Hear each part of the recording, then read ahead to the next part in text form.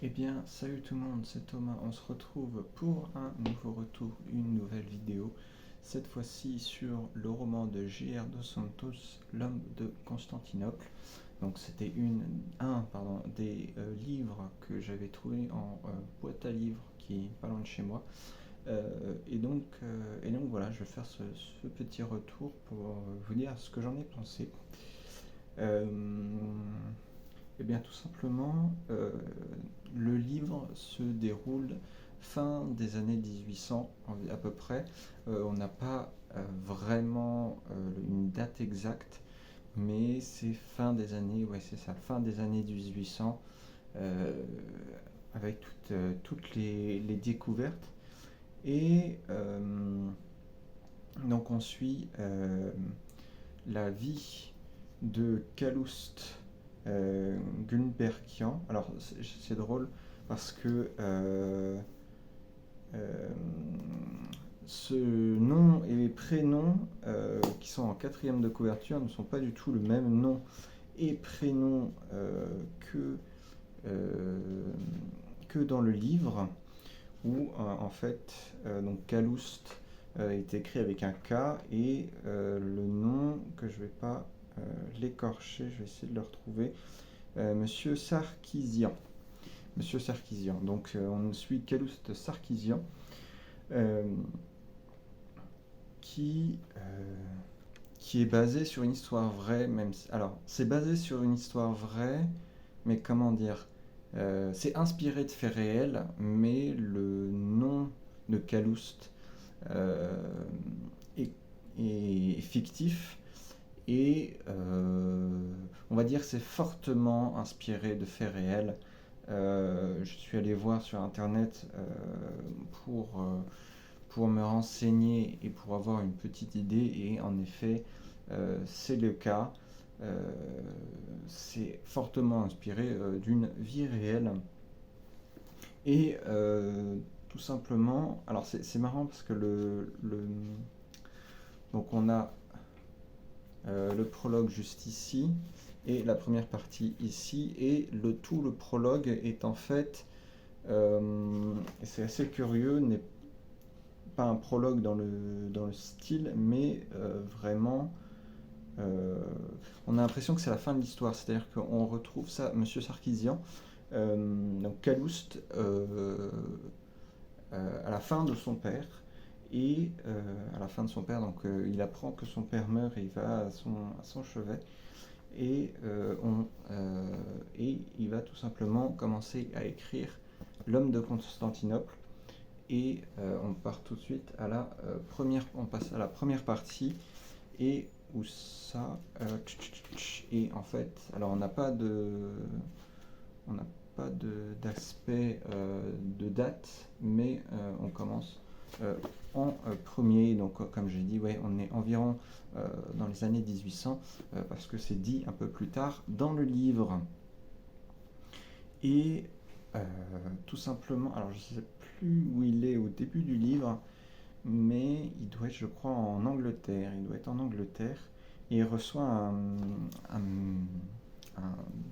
appel qui vient tout simplement d'Istanbul, et lui demandant tout simplement qu'il a trouvé quelque chose. En fait, comment dire, l'une de ses connaissances qu'il a à Istanbul l'appelle pour lui dire qu'il a trouvé quelque chose, et qu'ils cherchaient tous les deux depuis un très long moment. Et comment on va dire, c'est pas du tout décrit, on ne sait pas vraiment ce que c'est, et on se demande si au fur et à mesure que le livre va avancer, si oui ou non il a trouvé cette chose. Je vais pouvoir vous divulgacher pour le moment. Euh, et donc voilà, et on n'a pas plus d'infos jusqu'au début de l'histoire, donc jusqu'à la fin euh, du, euh, du prologue. Donc, euh, si je dis pas de bêtises, que je trouve, on a des infos qu'à partir de la 30e page à peu près. Et on revient plusieurs années en arrière, en Arménie. Donc donc Calouste est arménien, et tout simplement, on suit la vie de ce jeune garçon. Il n'a pas d'âge aussi précisé, mais il commence en étant un jeune garçon en Arménie. Et c'est ça, on est au 19e siècle. Et tout simplement, il est le fils d'un très grand, très grande personne, donc à Istanbul, hein.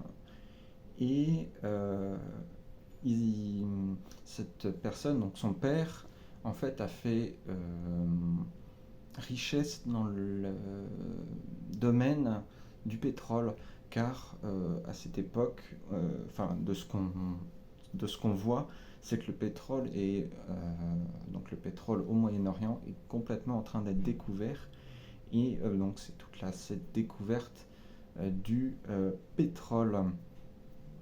Toutefois, on voit tout de suite qu'il y a une différenciation entre les deux, c'est-à-dire que Calouste et ses parents sont chrétiens alors qu'ils sont à Istanbul, et donc il y a tout de suite comment dire, Calouste va tout de suite remarquer la différence entre les deux, où tout simplement il va penser que son père est très important parce qu'il a une fonction très haute, même si il s'aperçoit en fait que sa famille reçoit beaucoup de moqueries et de violences verbales et parfois un peu physiques. Et donc ça va un peu le marquer tout au long de... Ça va être un élément très marquant de ce jeune Arménien qui est un peu bousculé dans la vie. Toutefois, on voit tout de suite que, alors ça reste c'est ce que je viens de dire, ça reste quand même une partie assez euh, moins importante dans le livre. Ce qui est vraiment mis en avant, c'est l'aspect homme d'affaires, de savoir faire les affaires avec son père, qui est, comme il est très important, il a des, des connaissances à droite à gauche, et le jeune Calouste va tout simplement baigner dans cet aspect comment dire, des affaires, des personnages très importants, de ce style de vie tout de même. Et donc on suit toute son évolution dans son apprentissage. Dans son apprentissage donc pour les affaires, donc il s'aperçoit qu'en fait il est passionné par les affaires, les échanges entre les personnes. Il apprend aussi différentes langues comme l'anglais, le français, et je crois que c'est tout. Et donc voilà, on suit son évolution dans son apprentissage, et je trouve que le suivi est très prenant. Euh, L'auteur a très bien réussi à faire vivre son personnage principal, à faire vivre son évolution. Et c'est vrai que quand je l'ai commencé, je suis tout de suite, on est tout de suite happé par ce personnage et on a envie de le suivre dans ses aventures. Et c'est assez bien, assez marquant d'avoir ce personnage qu'on aime suivre tout simplement. Et donc on le voit faire affaire aussi, par exemple, à un moment il trouve une sorte de pièce un peu abîmée, et il s'aperçoit que cette pièce est plutôt ancienne, et comment dire, pas, enfin il sait pas trop la valeur, mais il cherche à faire affaire, etc. Et donc il va voir une sorte d'antiquaire euh, qui va tout simplement lui proposer un prix bas, très très bas. Donc là, il est encore jeune, hein, il est encore adolescent à ce moment-là du livre. Et tout simplement, il va comprendre, enfin, il va voir cet antiquaire, l'antiquaire lui donne pas assez d'argent, enfin pas assez, pas ce qu'il attend, et donc il va tout simplement euh, ne pas vendre sa pièce, mais tout simplement essayer de la rendre plus belle, essayer de se renseigner sur les, le coût que pourrait avoir, etc. Et donc on voit tout de suite son apprentissage et on suit en fait euh, sa manière de penser, d'apprentissage de cette manière de faire les affaires, etc. Et ce qui est assez intéressant, c'est-à-dire qu'on va le suivre vraiment dans toute cette partie apprentissage et autodidacte qu'il a, tout simplement. Et une fois qu'il est plutôt grand, un peu plus grand, donc vraiment dans l'âge d'adolescence enfin, un peu plus éloigné, donc pas encore adulte, mais vraiment au milieu de l'adolescence, il va tout simplement demander à son père de lui payer des études euh, en, euh, en finance, enfin tout ce qui est en lien avec les affaires. Et il va avoir tout simplement une grande école à Paris qui fait ça, qui entraîne les jeunes personnes à évoluer dans ce milieu des affaires. Et donc il va à Paris, où il rencontrera une personne qui est très importante pour le livre, donc je ne vais pas divulgacher, mais qui reste très importante. Sauf qu'il va avoir une sorte de relation affective avec cette personne qui ne va pas trop plaire à son père, qu'il le sait d'une manière ou d'une autre, on ne sait pas trop comment il le sait, mais il le sait. Et donc, il doit tout simplement quitter Paris et quitter la France pour faire le même style d'études en Angleterre. Et tout simplement, il voit à ce moment-là que les aides financières de ses parents sont un peu plus baissées, et donc il va tout simplement se concentrer vraiment dans ses études et dans son envie de faire les affaires, de travailler dans les affaires tout simplement. Et en Angleterre, il va un peu par hasard rencontrer l'un de ses compatriotes, donc un Arménien lui aussi, qui lui aussi a fait des affaires, enfin travaille dans les affaires, et qui va tout simplement l'aider, l'encadrer un peu et faire un peu, comment dire, ils vont avoir une sorte de relation très amicale entre les deux, parce que l'homme d'affaires qui est arménien aussi, lui, comme il était en étant en Angleterre, il doit parler anglais, logique. Et donc le fait d'avoir ce jeune arménien qui parle sa langue et qui est qui s'intéresse beaucoup, qui lit des poètes, des philosophes, enfin des livres très cultivés comme lui, ils vont louer un certain lien d'affection et d'amitié entre les deux.